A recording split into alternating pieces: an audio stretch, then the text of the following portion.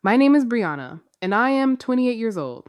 Last Thanksgiving, my mother stood in the middle of a luxury winery in Napa Valley, raised her crystal glass, and turned my entire existence into a punchline.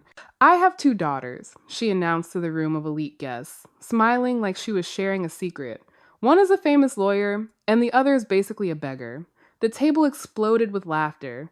I felt every eye slide over me, down to my worn sneakers and the sweater I had thrown on after a 12-hour shift. I did not cry. I did not yell. I just wrapped my fingers around my great grandmother's key shaped necklace, felt the cool metal against my skin, and walked out of that dining room without a word. Have you ever felt like the invisible one in your own family? Let me know your story down in the comments. The drive back to my apartment was silent.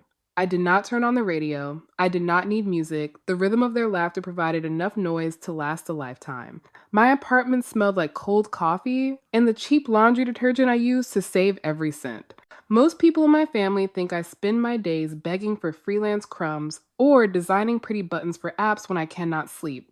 That is a version they are comfortable with. It fits the narrative of me being the messy, unstable one. I sat at my desk and opened my laptop. I did not cry. I did not ask why. I just watched the blue glow of the screen reflect in my eyes. This was not a breakdown. It was an audit. For 5 years, I had been the silent architect of their comfort. My company, Ghost Architect, was built on the very coding skills they called a hobby, and while they were busy polishing their trophies, I was busy routing my profits to keep their lives from hitting zero. I logged into the dashboard. 4 columns, 4 names: Kimberly, Patrick, Alexis, Brandon. For 60 months, I had been a subscription they never signed up for, but one they definitely used. I had set rules. Auto transfer every Friday. Cover shortfalls. Round up spare income to pay their late fees. My finger hovered over the rule that paid my mother's $3,000 credit card balance every month. I clicked disable. Then I moved to my father's real estate investment accounts, the ones that only stayed active because I topped them off with $5,000 every time the market dipped. I clicked cancel. One by one, I dismantled the safety net I had built with $750,000 of my own hard-earned money. It was the loudest sound I had ever heard, the sound of a rope being cut. They wanted to label me a beggar. Fine. Let us see how their high society life holds up when the beggar stops footing the bill. I closed the lid. No guilt, no noise.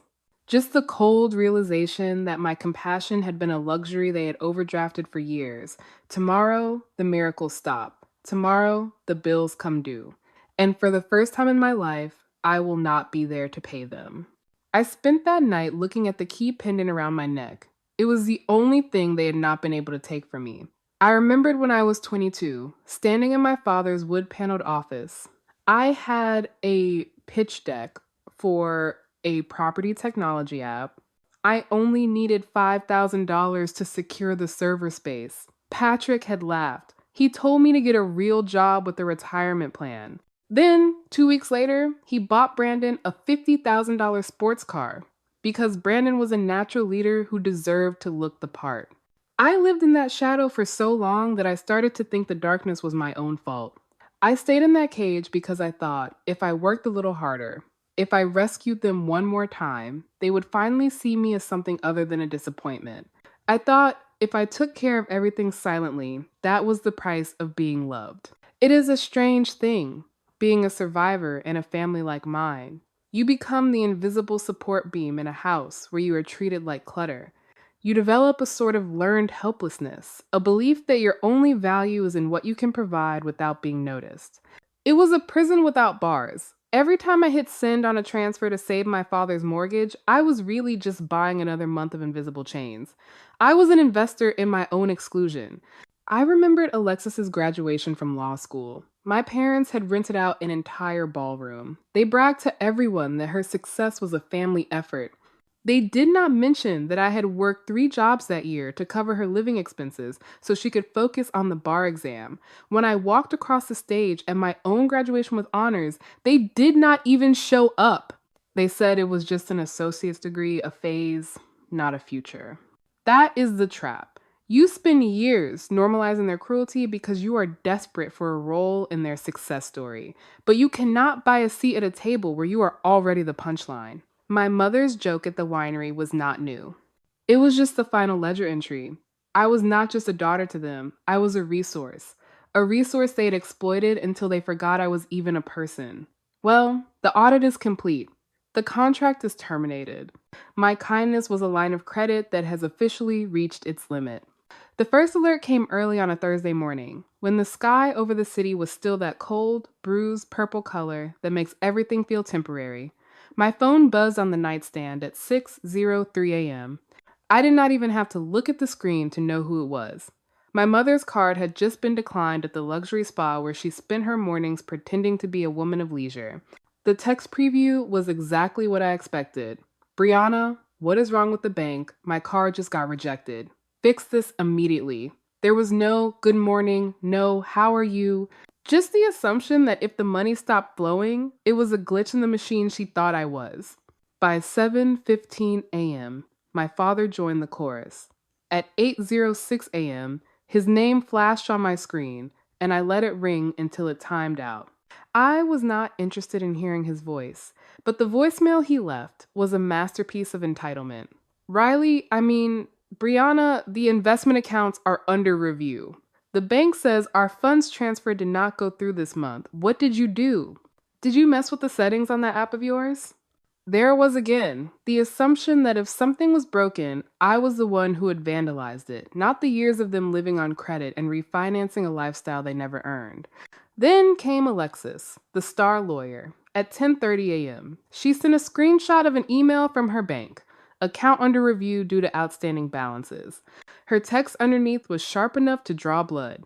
If this is some kind of punishment for the other night at the winery, it is not funny, Brianna. I have court this week. I cannot have my cards bouncing in front of my colleagues. Clear this up now. I sat at my kitchen table, sipping a cup of coffee that cost $2, and felt a strange, cold peace. They were not shocked by what they had done at Thanksgiving. They were only shocked that I had stopped playing my role. For 5 years, I had been the magic trick that made their debts disappear. Every time they thought they had gotten lucky or the bank had given them a grace period, that grace period had my name on it. At 11:30 a.m., my mother left another message. Her voice was no longer the sharp, performative hostess of Napa Valley. It was smaller, cracked at the edges. Brianna, honey, please call me back. The mortgage company called again. They said if we do not make a full payment of $5,000 this week, they will start the foreclosure process. Brandon is saying something about his car payment. I do not understand what is happening. Please do not do this. We know we were wrong at dinner, okay? We were just joking. Please, where are you? I listened to it twice. Once with the old Brianna, who would have already been logging in to transfer the money. And once with the woman who had realized that we were just joking is a universal code for I am sorry you are mad, but I would do it again. I did not answer a single one. I just went back to my laptop and pulled up my business records. Actions have consequences. For years, they had treated my life like a punchline while I financed their denial. Now, the joke had stopped paying the bills. If they wanted to know what life looked like without the beggar supporting them, they were about to find out exactly how much it cost to maintain a lie. I did not send a long, emotional text back to my mother or Alexis. I did not need to explain myself in desperate paragraphs. Instead, I let my legal team at Ghost Architect do the talking. On Friday morning, my family received a formal notice via certified mail. The document was not a plea for love. It was a demand from a firm representing my company. It outlined a requirement for the repayment of $750,000, the total sum of the unauthorized financial support I had provided over the last 5 years. The contrast was lethal. My mother had stood in Napa and called me a beggar. Now, she was staring at a bill that would bankrupt her 3 times over. My compassion had been a luxury they had overdrafted for years, and now the account was closed. Alexis called me within an hour of the delivery. She did not sound like a famous lawyer anymore. She sounded like a cornered animal trying to mimic the sound of authority. Brianna, this is pathetic, she snapped. her voice vibrating with a tremor she could not hide. "You cannot sue family for gifts. Any judge will laugh this out of court." I let her talk. I listened to her cite laws and precedents, desperately trying to find a loophole in my existence. But her logic was built on the assumption that I was still the unstable daughter who did not understand how the world worked. "It is not a gift, Alexis," I said, my voice cold and clinical. "The funds were routed through a business automation system designed for investment recovery. I have every transaction identification number, every internet protocol address where the payments were accepted, and every recorded phone call where Dad asked me for a little help without ever acknowledging where the money actually came from." She tried to argue that I had accessed her personal data illegally. "I did not blink. I did not hack you, Alexis. You gave me your login information 3 years ago when you were too busy to pay your own car insurance. I just never stopped using the access you provided to save you from your own failures." This was not a sisterly disagreement. It was a professional audit. They were not shocked by what they had done to me. They were shocked that I had stopped being their silent investor. For the first time in 28 years, I was the one holding the pen, and I was writing them out of my story. The audit did not stop with my company's books. I kept digging, pushing into the dark, dusty corners of the financial history Kimberly and Patrick had worked so hard to bury. I sat in the hollow silence of my apartment, the air smelling like cold rain and bitter truth, wondering what I had ever done wrong to deserve their betrayal. Why was my existence always a transaction to them, one where I was the only person expected to pay? The answer arrived in a digital file from a bank they assumed I had forgotten about years ago. While my legal team was finalizing the formal demand for $750,000, I stumbled upon a lethal discovery that removed any remaining path to redemption for my parents. It was a trust fund established by my great-grandmother Eleanor, the woman who had originally given me the key-shaped necklace I was still clutching for strength. That fund was supposed to be my safety net, my foundation for a life outside of their shadow. But when I accessed the withdrawal records from 10 years ago, the numbers made my blood turn to ice. $250,000 had been liquidated in a single week. I stared at the signature on the bottom of the authorization document, a crude, shaky imitation of my own name, written when I was only 18 years old and struggling just to survive my final year of high school.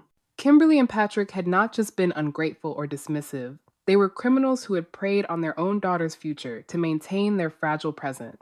They had forged my signature to cover a disastrous weekend of gambling debts in Monte Carlo and to keep up the facade of being Napa Valley royalty.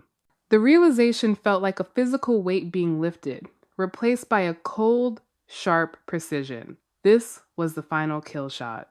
Every time my mother had stood at a party and called me a beggar, she had done so while wearing jewelry bought with the remains of the inheritance she had stolen from me. Every time my father told me to be realistic about my career, he was shielding his own fraud with my systematic humiliation. I did not call them to scream, and I did not send an emotional text. I simply uploaded the evidence of the forgery to the legal portal and watched the status bar turn from red to green.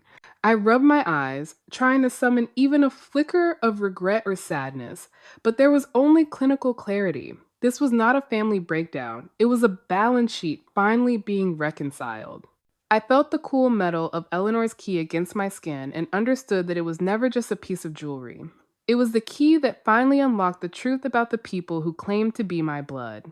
There would be no more just joking, and no more apologies for my existence. The luxurious mask of my family was about to be replaced by the unblinking eye of a criminal investigation. They arrived at the Ghost Architect headquarters on Monday afternoon, bursting through the glass doors like they still owned the world. Kimberly was leading the charge, her face a mask of practiced outrage, while Alexis clutched a leather portfolio as if it were a weapon. Patrick and Brandon followed, looking less like natural leaders and more like debtors who had run out of places to hide. I did not get up. I did not offer them water. I just sat behind my mahogany desk and watched the blue light of my monitors reflect off their expensive, unpaid-for jewelry. "How dare you?" Kimberly hissed, slamming her palm onto the polished surface. "How dare you bring lawyers into our family? After everything we have done for you, you are going to act like a stranger? We are your parents, Brianna. That money was ours the moment we decided to raise you." Patrick stepped forward, his voice deep with a false authority that no longer moved me. You have had your fun, Brianna. You have shown us you are clever. Now, call off your legal team and settle this past due amount on the retirement accounts. We can talk about a repayment plan for your loan when things stabilize. Family does not sue family. I looked at them, and for the first time, I did not see the giants who had cast shadows over my childhood. I saw a group of people suffering from the illusion of power that comes with an empty wallet. Power is a dangerous thing when it is only rented by material wealth. For years, they had confused having money with being important. Their status was a shell, a mask bought with credit, and my stolen inheritance, and now that the money was gone, they had no internal value left to stand on. They were trying to use morality and family loyalty to buy back the control they had forfeited the moment they became thieves. The family legacy is gone, I said, my voice as flat as a bank statement, because you traded it for casino chips and designer gowns 10 years ago. Alexis tried to cut in with her lawyer's tone. The trust fund issue is a misunderstanding of authorization, Brianna. We can handle that privately. But if you think you are going to leave us homeless, you are mistaken. We still have the Napa estate. That property has been in this family for 3 generations. I did not answer with words. I simply slid a manila envelope across the desk toward my father. He opened it, his hands trembling as he pulled out the certified deed and the eviction notice. The Napa estate was foreclosed 2 years ago, Dad, I said, leaning back. The bank was going to auction it off quietly. I bought it through an anonymous holding company. You have not been paying the bank. You have been living in my guest house while calling me a beggar. The silence that followed was heavy and absolute. Kimberly's knees buckled, and she sank into one of my guest chairs, the same kind of beggar she had mocked me for being. Please, Kimberly whispered, her eyes finally red with genuine fear, not anger. Do not do this. Do something for your family. I looked at her, then at the key-shaped necklace around my neck. I already did, I said. I paid for your lifestyle for 5 years. I paid for your denial. Now, the audit is closed. I stood up and gestured toward the door. You have 72 hours to clear your personal belongings from my house. Anything left behind will be considered clutter and disposed of. Goodbye, Mom, I said, and for the first time in my life, I was the one who walked away. The Napa estate sold 3 weeks later for $12 million. I did not feel a pang of sadness when the deal closed. I just felt clean. I took the $750,000 I had recovered from their accounts and the $250,000 from my restored inheritance to establish the Seed Sower Fund. Its mission is simple, providing legal and financial lifelines for people trapped in the same invisible cages I once occupied. Some people might call what I did revenge, but I have learned there is a fundamental difference between the justice of punishment and the justice of the seed sower. Punishment is focused on the past, on the debt, on the eye for an eye. But the justice of a sower is focused on the future, on what grows next. By establishing this fund, I made my family's cruelty the fertilizer for something beautiful. Their attempts to dim my light only made the fire for this foundation burn hotter. Their actions are now small and meaningless compared to the lives we are helping to rebuild. That night, for the first time since that dinner in Napa, I slept through until morning. No guilt, no noise. I wake up now to the sound of the wind through the vines and the quiet satisfaction of a life built on my own terms. I am no longer a subscription or a punchline. I am the architect of my own peace. Sometimes the bravest thing you can do is let the people who hurt you feel what life is like without your quiet support. If you believe in choosing yourself and walking away from a table where respect is not being served, share this video. Let us remind each other that your worth is never up for negotiation.